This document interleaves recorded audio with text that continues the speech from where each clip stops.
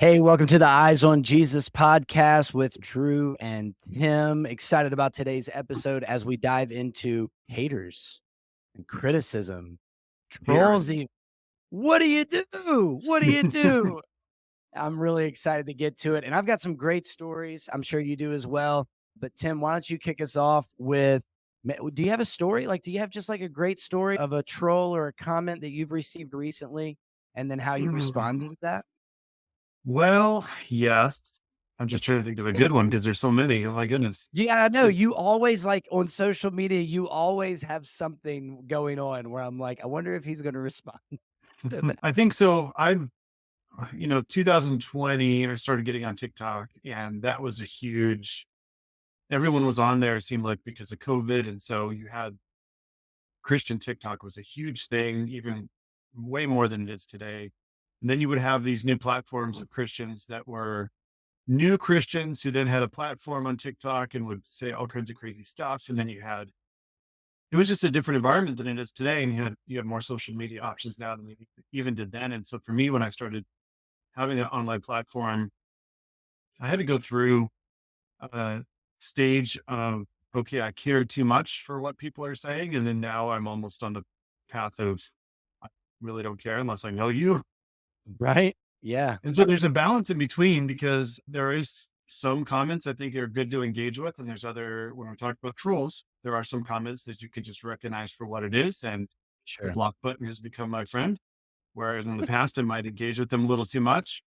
And so I think for an example for me, when back in 2020, there was two specific moments when I would say that I completely just virally blew up with haters. The first one was I did a video that says, if the Bible calls it a sin, your opinion doesn't matter. Very short, 10-second clip.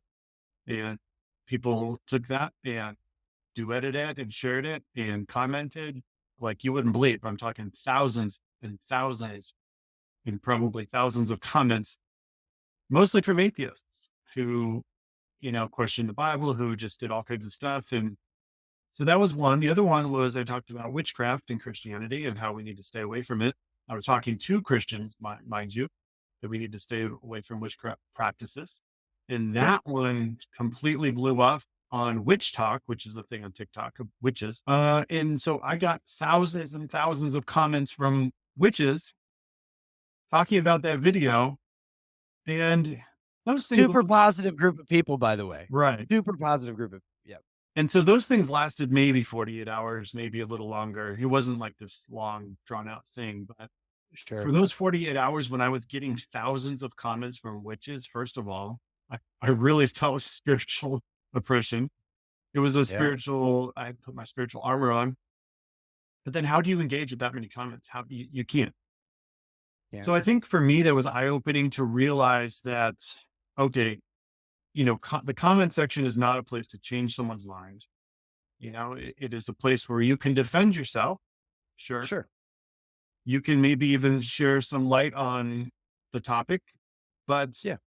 you're not going to fully change someone's mind in general. I would say 99.9% of the time, the comment section is not Right. where you do that. It's through Right. relationship. It's through, right, a little deeper one-on-one and knowing someone personally. So those are two times for me where I really had to figure out, am I going to engage with every comment? And if I'm not, then which ones do I engage with and how do I go about this? Do I just remove myself from social media? Do I just overuse the block button and go crazy on people that have a difference of opinion? Right. So the Yeah. answer is no to those. But then sure, there are times to block people. And I can tell when someone comments, for the most part, their intentions.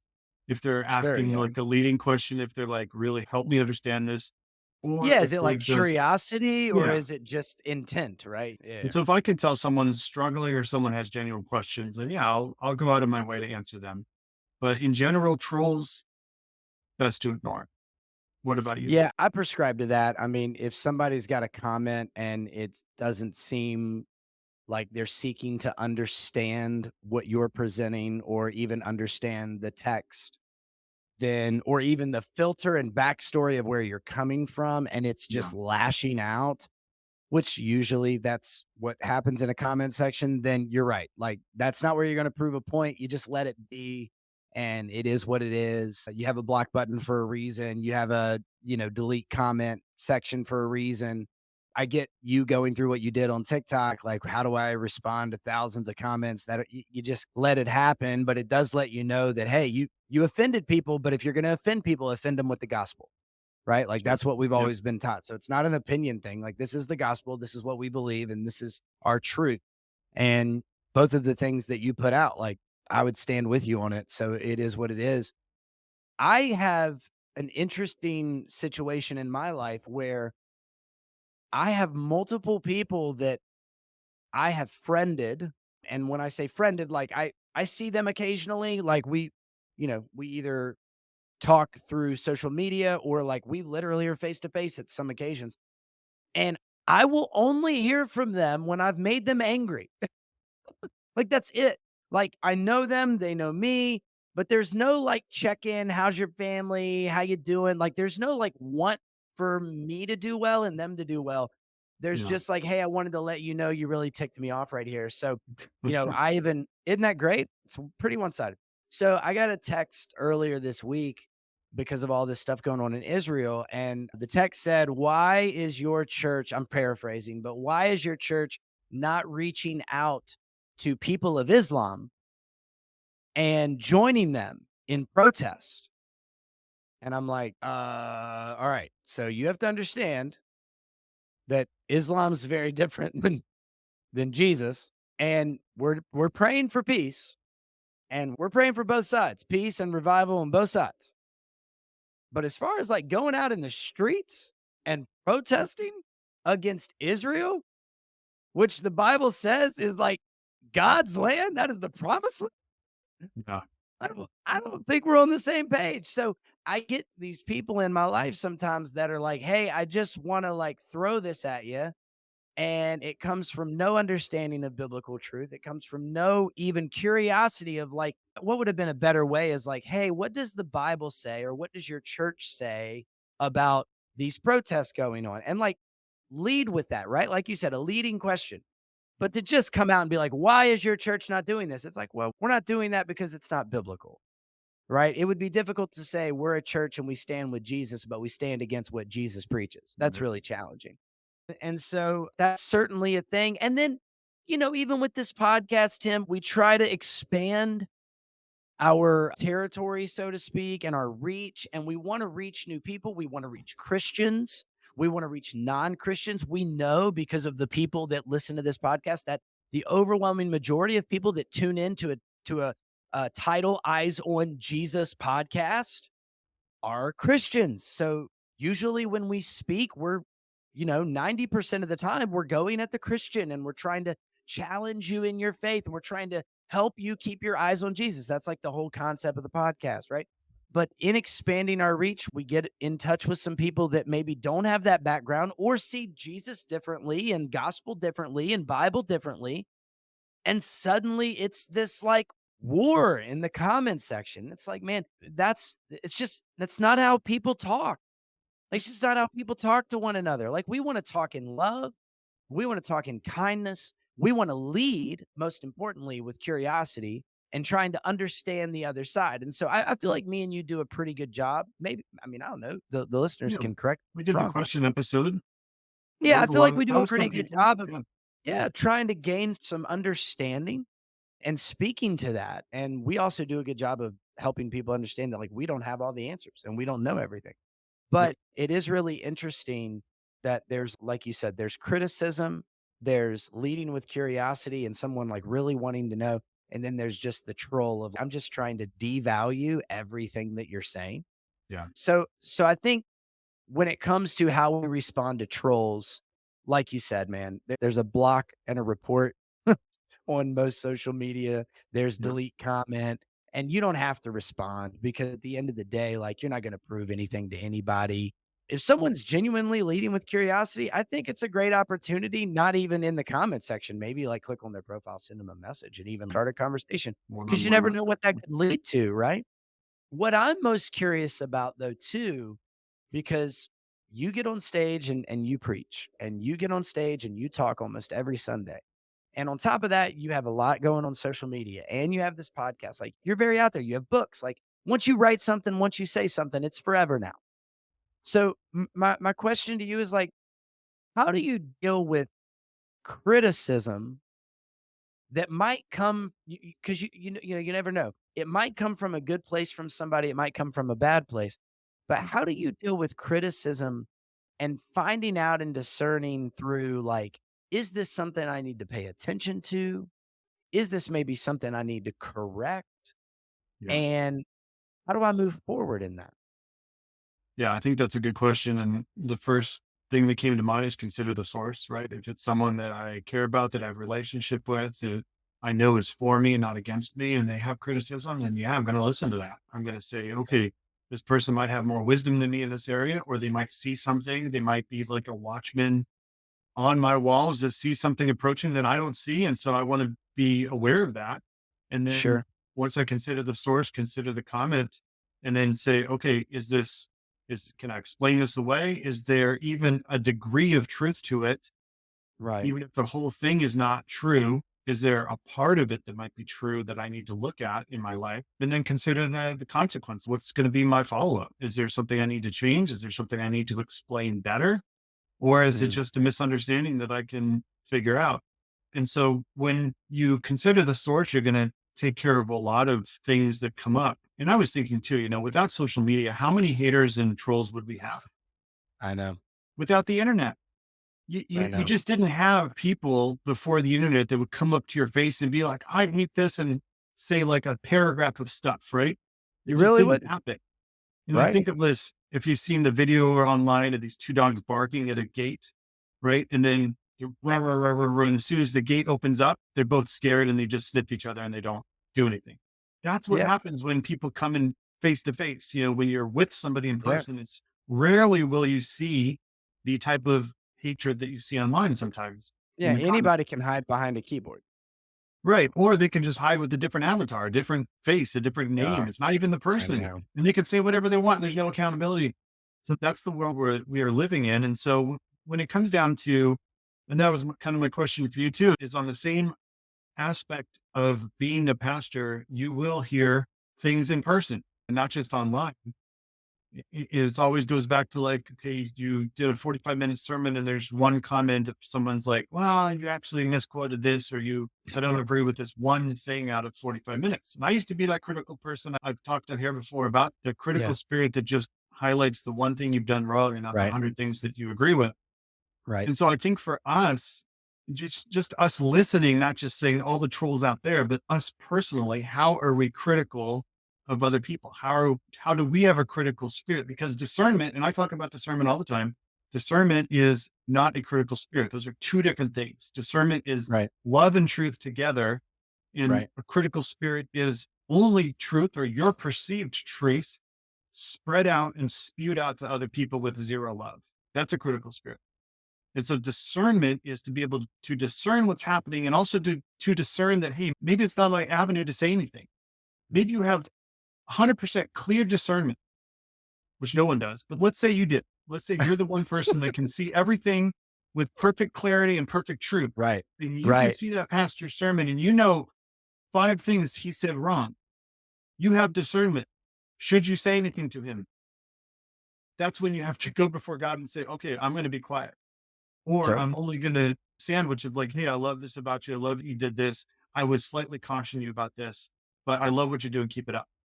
yep. Maybe you do that. But discernment is to know what to do. And it's not just a one approach for everything. It's to be able to see what's wrong and then know when to step in and say something. And I think that's Yeah. a missing thing, because too often we have a critical spirit, or I'm going to tell them, I'm going to show them what's up. And that's what we do in the comments, as opposed to having a relationship first. And maybe you see someone that has a problem with maybe an addiction, and you take them out to coffee and you get involved in their life. And maybe 3 months down the road, you bring up the addiction, not on day one. How about we try that? Right. And how about we actually love people to the point that we want to be involved with their life, and then help them through the problem or help them through the addiction, because we have the life experience and the maturity to help them through that, instead of just I mean, we know what it's like to be young and then hear people older than us telling us what to do. We're like, I know better, right? And as you get older, you realize that there's wisdom to be had in people that have years behind them. And Very so I think much. we cannot lose that. And is you never get to the point where there's not other people that you can learn from. And so we have to realize that there is wisdom from other sources in life. That's one of the sources of discernment I talk about: the Bible, the Holy Spirit, and people that we are in relationship. That's how we discern Mhm. God's Yep. voice. And so if we don't have relationships with people, if we are our own island, it's just me and my Bible, great. But also you're missing the wisdom from others that are made in God's image, who have learned things and have life experiences that you don't have. Yeah, and in both of those scenarios, what you mentioned and spoke of is preparation. Like, not just in how you speak and understanding if you should take the criticism, but also in speaking the criticism. And I think that's a step that we miss because on social media, it's easy to just react, right? Right. It's easy to watch a video and be like, I didn't like that, or I really love that. Or, I can double tap and I have it forever now on TikTok. I can share it. I can, do a million things with it. So we look at a piece of content, we immediately judge it. We don't take the time to not only look at the full piece of content so that we have some context, but also do we take time to actually pause in it and rest in it, pray about it, seek God about it? So one of the things that I try to do when receiving criticism is one, I always want to take the approach of I want to get better. So I always want to get better. So Yeah. even if it's coming from a source that, maybe I don't trust, I at least hear it, I at least listen to it. And then, like you said, if they don't know you, like if I've got some guy who, I don't know, let's say I've got some guy that like doesn't even live near me, has never really had a conversation with me, doesn't know my backstory, doesn't know my family, doesn't know really anything. But one thing I said, now they're just going to go off on it. All right. That seems like a really messed up way to do that. However, if there's somebody that's like, "Hey, man, I've been noticing some things in you. Here's what I'm seeing." I'm gonna take that and I'm gonna go, "Hey, God, like, I'm not seeing this, but would you show it to me? Is this what I'm doing right now? Because this has the potential to maybe offend other people, and I don't want to do that. I never want to offend anyone. I don't want to be a hindrance to the truth being presented." And so there's gotta be preparation in that, and that also means that anytime you speak, whether it's on a podcast or whether it's on social media or whether it's on a platform on Sunday mornings, there needs to be preparation. There needs to be time spent with God, and you need to be able to be confident in everything that you're saying. If not, you should probably not say it, all right? You should Okay. probably just chill out with that because 'cause you're opening the door there. And then on the flip side, if you're giving criticism, same deal. You need to recognize something, and then you need to ask yourself, "Is this a one-time thing? Is this a pattern? Is this a moment? Is this a lifestyle?" Yeah. And then pray about it, "Jesus, how should I present this? Should I present this? If I do, what do I say? How do I go about it? When would be the best time?" And all of those are super valuable things to think through and walk through because otherwise you're just gonna be in this rat race like we see the world doing right now, where it's just like constant reaction and then a reaction to the reaction and then a reaction to that person's reaction. I mean, I saw a thing on TikTok the other day. It was 4 blocks.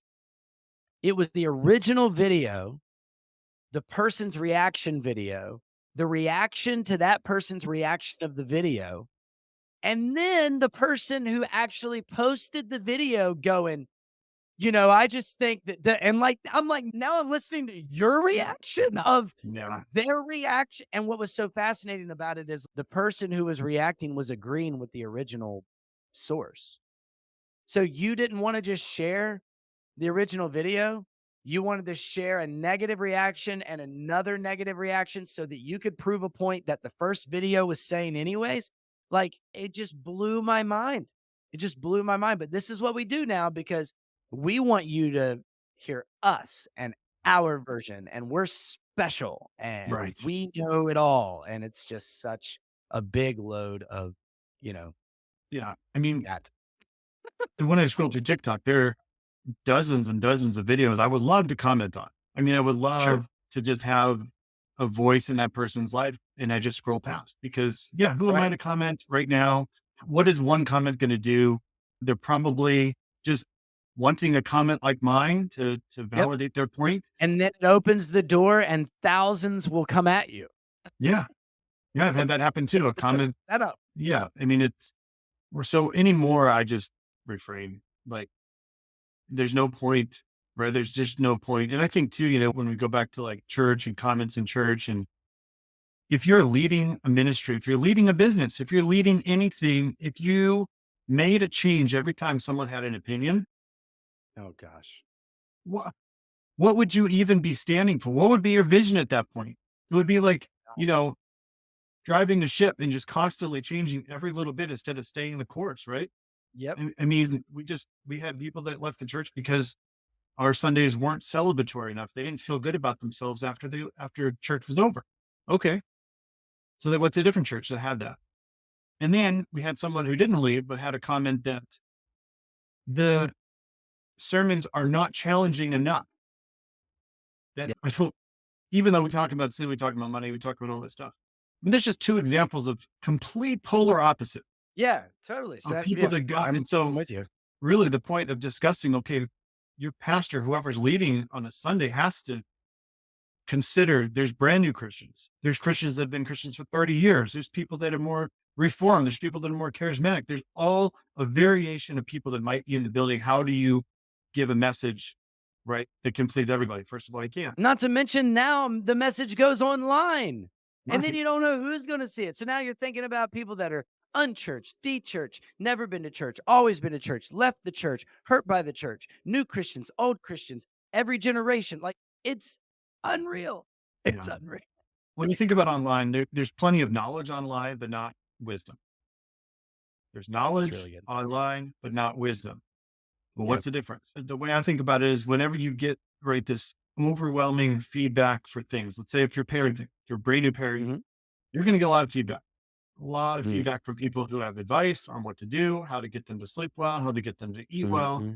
Mm-hmm. And you take them out in the store, it just seems like people come out of the woodwork to give you advice. True or not, it's probably not wisdom because they don't know you specifically. They don't know your situation. Now, if you hear from Right.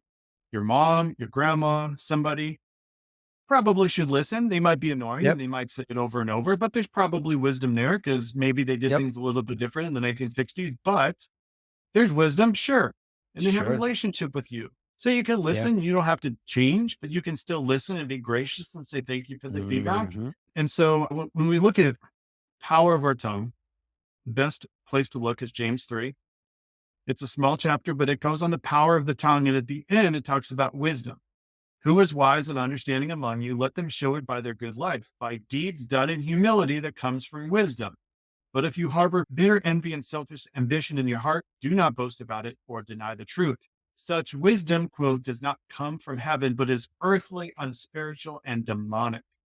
For where you have Mm-hmm. envy and selfish ambition, there you will find disorder and every evil practice. So it's saying this Yep. wisdom of the world is not God's wisdom. In fact, the wisdom that is built by selfish ambition is actually demonic. It is Mm-hmm. wisdom from the devil. And so Mm-hmm. there is what seems right unto man is actually a practice and doctrine of demons. And so it ends in verse 17, but the wisdom that comes from heaven is first of all pure, peace loving, considerate, submissive, full of mercy and good fruit, impartial and sincere. Peacemakers who sow Love in that. peace reap a harvest of righteousness. And it's so much easier to be a peacemaker than a peacekeeper. It's so much easier to do the hard work to make peace as opposed to just keep the peace. Just don't rattle the boat. Don't do anything Right. offensive. Don't do anything to hurt others' feelings. Right. Right. It's so much easier to keep peace in a wartime scenario, right? In a peacetime scenario, countries that can keep the peace don't do anything. But to actually make peace, like right now in the Middle East, to actually make peace, that's so much harder. And so it's harder in our lives, especially as Christians, to be a peacemaker, but that's Yeah. who we're called to be. So when was the last time that someone, well, I won't say when was the last time because that's a little unfair because you never know what you can share. Give me an example. I'm curious. Give me an example of a time when someone gave you criticism and you were like, yeah, that's really good. I should learn from that. Yep. I have And you great got better. examples. So Okay, go. on Sunday morning, right? I'm the executive pastor. I handle like the flow of all the different ministries. I'm kind of in the lobby, but not really planted. I'm kind of moving around as people need things. And so Mhm. there was one Sunday when I was grabbing stuff from my office for a table. And I was grabbing it, walking through the lobby fast, walking back and forth, right? And this older guy who I love, I think he's 80, like he's up there, right? And he's just like, hey, he just stopped me real quietly, real lovingly. And he's like, hey, he said something to the effect of, stop and smell the roses. Don't be so worked that you're missing interactions with people, is kind of what the point was. Mhm. And in the moment, I could justify to myself, no, but you don't understand. I got to get this and I got to get that and I got to do that. Right. But what he was seeing was that I was frenzied, probably missing Right. chances to say hi to people. Yeah. And so that was great. I love that because as much as I want to justify myself and why I'm right, no, there's wisdom there. There is wisdom Big there, time. what he is seeing. And so I think about that now when I'm running around, like don't miss the chance to stop and say hi to someone or don't put the task over people. Right. Right. Anyway, that's my example. That's really good. I love that. Yeah, anytime you can get better, like, everybody wins. Yeah. I think there's a really famous pastor that says something about when the leader gets better, everyone gets better. I don't know who it could be, but that's what we want. Like, we want criticism presented in a healthy way, in a kind way, Yeah. in a way that understanding can be had, in a way that doesn't cause reaction or hurt feelings, and that then can be improved upon. And I feel like people just miss those first steps of being kind and putting people in a position to move forward. And they just skip right to, I just want to hurt you with this. Yeah. And like you said, that's unwise. That's demonic.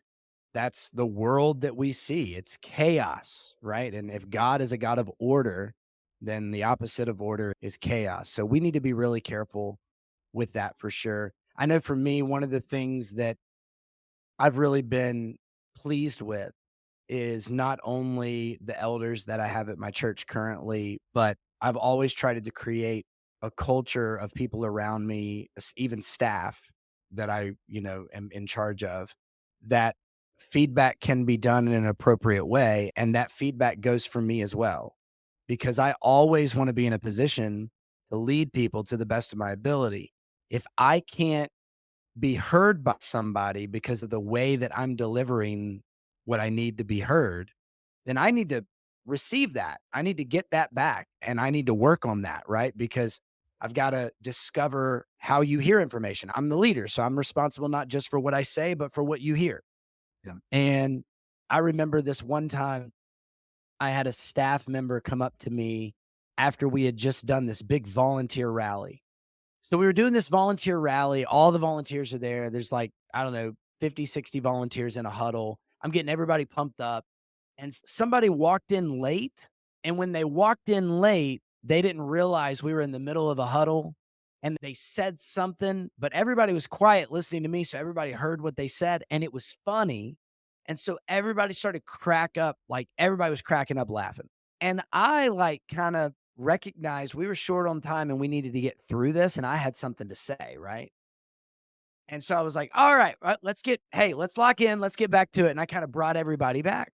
So this staff member came up to me afterwards and just said, hey, are you cool if I give you a little bit of feedback? I was like, always, what's up? And he was like, I think you missed a moment to be human.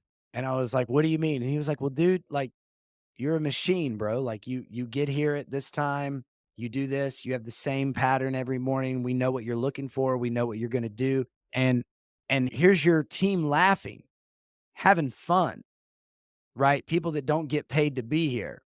Yeah. And instead of laughing with them and showing them that you also can like be that guy, be a friend, be in on the joke, that kind of thing, you ended the fun. You were the fun killer. And you were like, let's lock back in, guys. Okay. Like, enough Yeah. laughing. Here we go. I got something to say.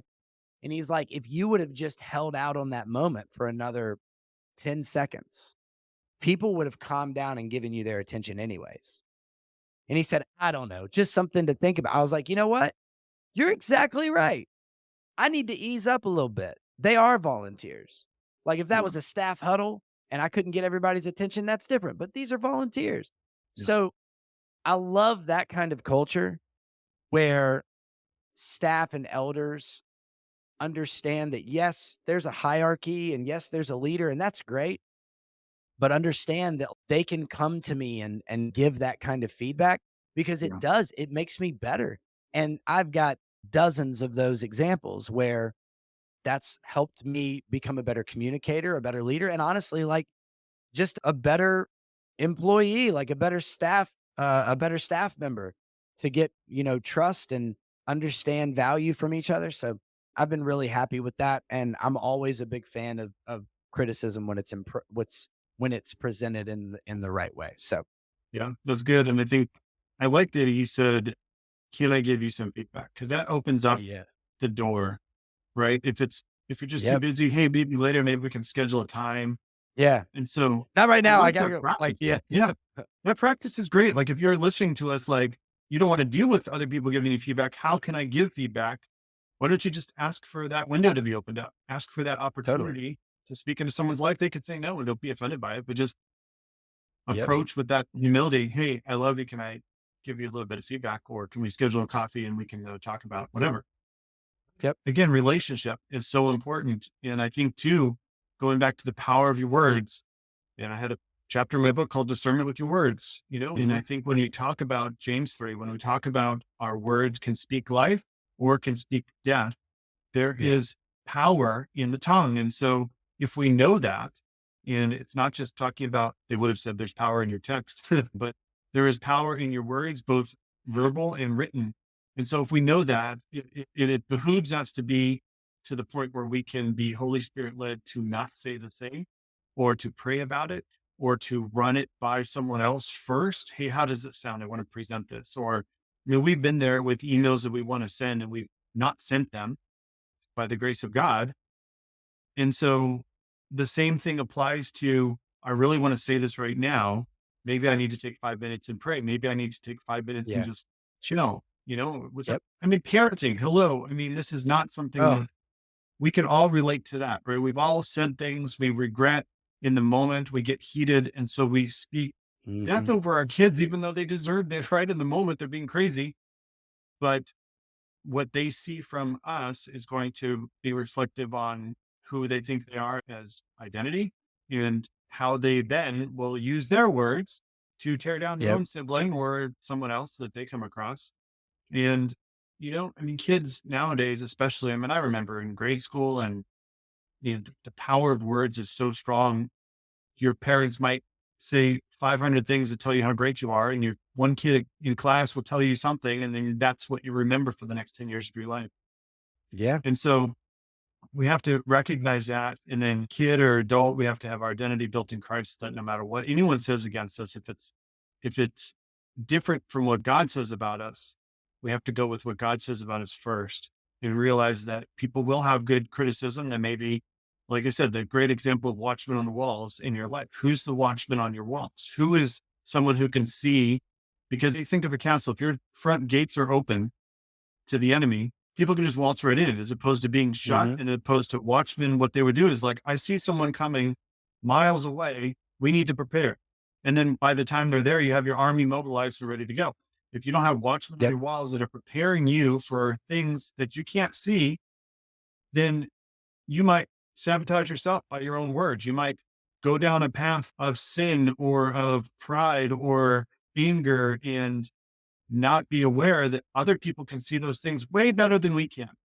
People can see those things way better. Your spouse can see things Yeah. in you way Yeah. better than you can.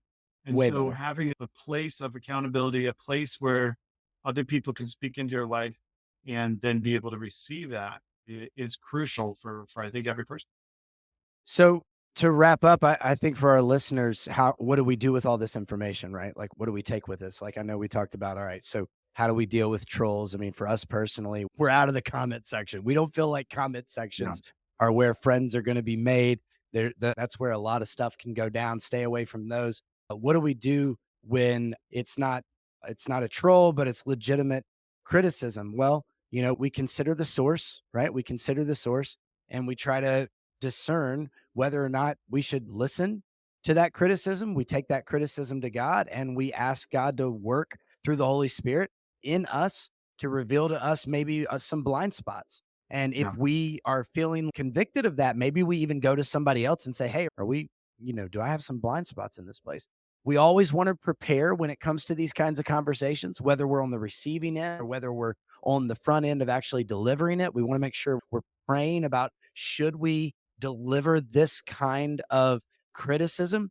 And then lastly, our words have a lot of weight, they have a lot of power.